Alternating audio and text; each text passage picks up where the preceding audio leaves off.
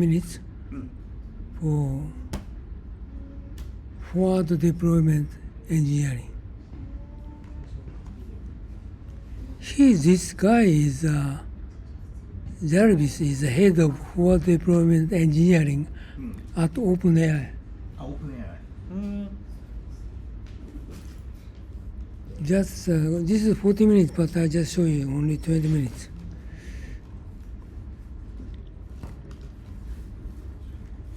%95 of enterprise deployments don't work. You are the 5% making them work. We aim at problems that are fairly high value. So like generally we'll aim at problems that are going to be saving customers or generating customers to the tune of like, tens of millions to sometimes the low billions in terms of value. My former boss, Shyam Shankar, used to say at Palantir, the job of a forward deployed engineer is to eat pain and excrete product. Sounds like you've successfully excreted some product here. Yeah. Was there a lot of pain. That's what it is. That's right.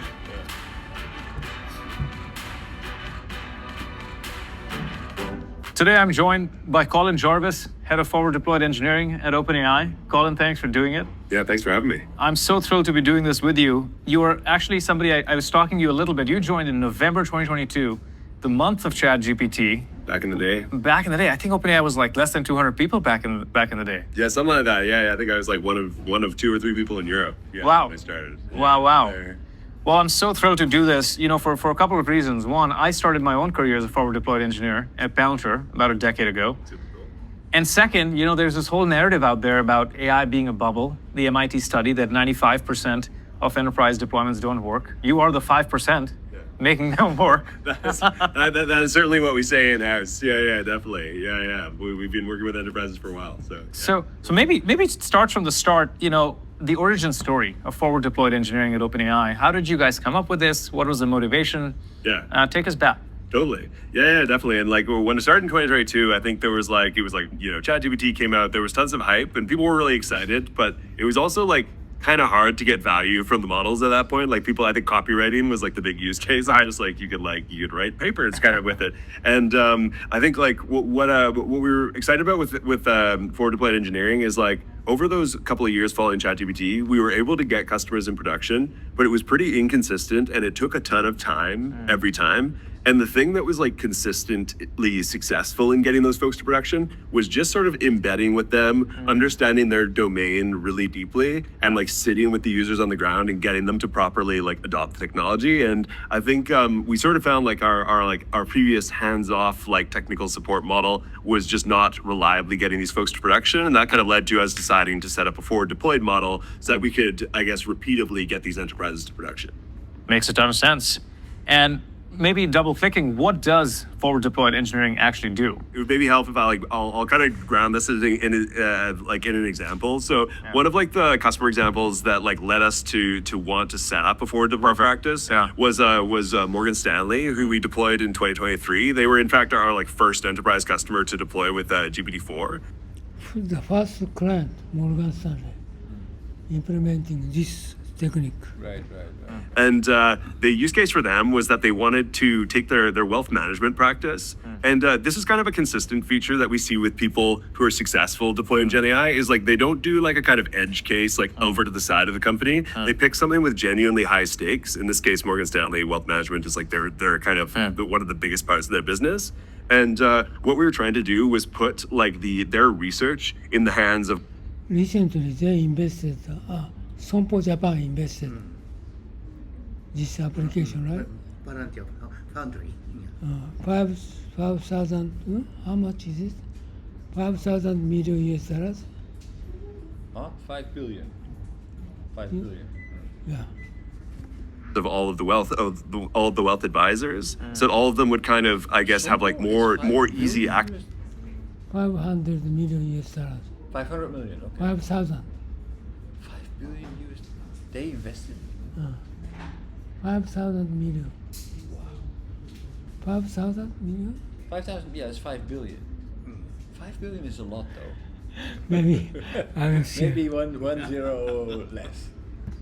process and be able to give like more actionable insights to their customers. And so what we did was I guess the problems to be solved were twofold. At that stage, like RAG was not a thing yet. Right. It was kind of like, we have a bunch of research reports. We need to get those in the hands of the wealth advisors, and we need them to trust them. So what we did was we embedded with Morgan Stanley. We worked with their engineers. We first of all did a bunch of like retrieval tuning to get to the point where we could kind of trust the outputs of the research reports. And then we ran a bunch of pilots, getting the wealth advisors to kind of label data, and eventually got them to the point where they kind of trusted the insights and started actually like using them to give to their customers. And I think that's like the kind of key thing with them is like the main technical hurdle was probably solved within like 6 to 8 weeks, but it took a further like 4 months of like doing pilots, collecting evals, and Very short time period, just for testing, pilot.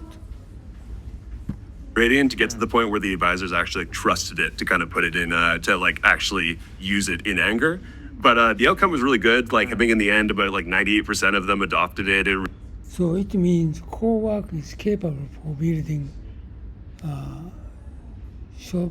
within short time, for months, they building sample pilot programs. So resulted in like specifically targeted to that industry. So it's industry specific implementation. What they did in ERP, for example, built the verticals for the automobile industry, verticals for the chemical industry, verticals for insurance industry.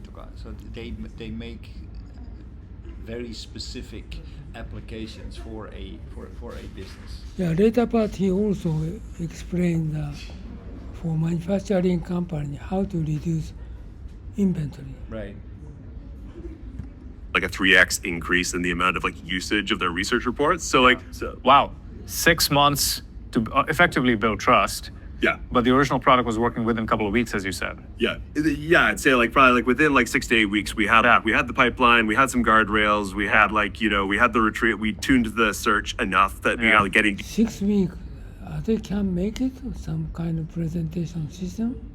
Basically they had like plain vanilla, but that's ChatGPT. ChatGPT is basically already a customer-ready product, so it's not super advanced. What they probably did is to implement it in a way that it was embedded within all their communications going internal. So it had links to their email, to their file servers, to their ERP systems, so that it would be more than just their plain vanilla. Might be 1 million coding system.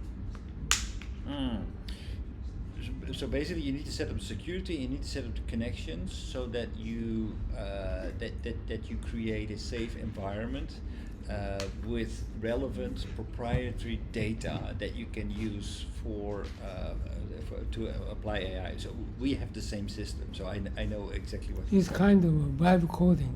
It's not vibe coding. It's really to build a safe environment where basically you train the model on your secret data. So the in our case, Ernst & Young, EY has its own data. We have our own proprietary information. You are doing that? Yes. decent results. But it's kind of like, it's almost like how good is good enough for production with these enterprises, and especially Morgan Stanley working in a regulated environment. Like there's a very high, I guess, need for accuracy, but also this is a probabilistic technology. Like you do just So your company implementing this technology? Yeah. Really? Yeah. have to like build the right kind of framework, and then also just like get the users to kind of trust it and give them the tools to verify it where they don't. So, So that was 2023. Yeah. Fast forward to today, 2.5, 3 years in, forward deployed engineering is a hot topic. Probably the hardest job to hire for. There's startups across the spectrum, from AI native startups like Sierra to infrastructure businesses like Baystand to even business and financial services like Ramp. They have forward deployed engineering teams. Really wide range. It means a lot of different things to different people, different use cases. But maybe we can start with a use case where forward deployed engineering has been particularly useful. Yeah.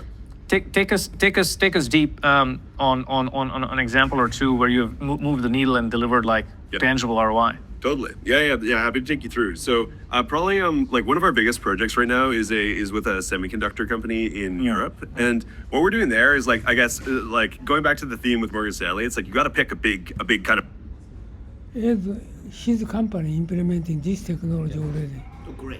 Yeah, Yeah. we have. Maybe he understands the content of this video.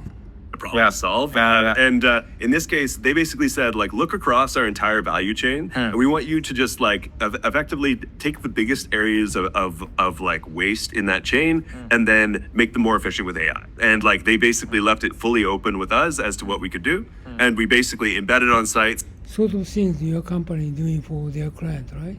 Yes, so we have specialized in audit. So it's for audit work is AI driven. Spent like a couple of weeks just like understanding their business in a lot of detail and looking across their value chain. There's like the design process, the verification process, and the like measuring.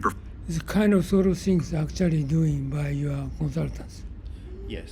So our consultants in collaboration with people from Microsoft and OpenAI. Oh, it's great.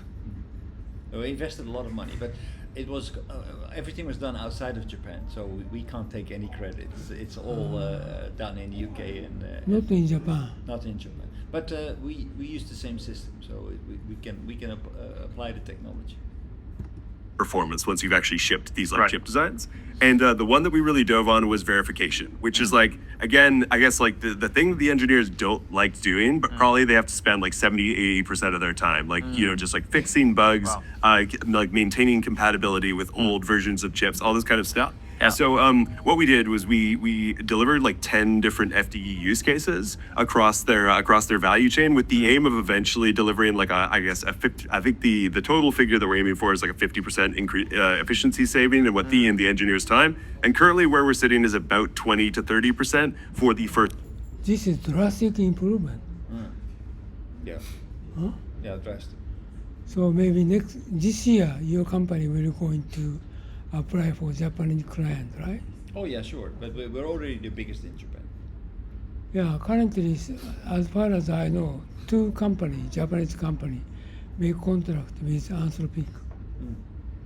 Not all of First couple divisions that we rolled out with. And like, if I give you an example of some of the things we do, like one of them is that they have so many tests to run on these chips that they have to like schedule a bunch of them and run them overnight every night. And when they come in the morning, every engineer sort of has like something between like a few hundred bugs, which have not come into these tests. And they're just sitting like looking at them like, oh my God, like I have so much stuff to do. And already I just have to like start debugging and work from almost nothing. So what we did was we actually took Codex to start with. And then we started to build on Codex to sort of like tailor it for their domain. And what we did was start off where the model would just like take the bug, go and do a bunch of investigation, and then write a ticket for the engineer to say like, this is probably what's wrong. And when we got to the point where they trusted the results, we then started to actually have the model. Do you know Mython? Mython? Of Anthropic. Anthropic. Huh? Mythos. I'm not that familiar with Anthropic. Okay, Mythos. I hardly ever use it. Mythos new package of LLM can find out any kind of miscoding for any kind of company. That's good. He is talking about this. Also, OpenAI chasing for kind of Mythos approach. I think that like a company like Anthropic is probably going to be bought by maybe OpenAI or one of the. I wouldn't be surprised. This LLM find out any kind of wrong coding. Like go and like actually. もう準備した方がいいかな。そろそろですね。彼よく知ってんだこれ。I kind of have an idea what this is about. Yeah. But Uno-san, this is not so different from what we were doing back in the days when we were rolling out ERP systems, right? Oh, because like if you want to be like an ERP vendor, you need to build verticals on on top of the ERP. So you, in order to attack the chemical industry, you build your own homegrown solution on top of. Yeah, this is but basically the not same. like a system, because this is a system itself can make prototype presentation. Right, but the idea is the same. So basically, what we have is we have a very strong base model, which is the AI. Yeah, model. we can make presentation using PowerPoint, but Right. not system. Right, but what you need to do, what he's doing, Yeah, is basically exactly. he's going to the chemical industry, learns everything there is to know about their challenges and what's Exactly. specific to them, and build something that they can use to reduce Yeah, their cost with 20%. This is what I did before. Yeah, exactly. Okay, let's stop.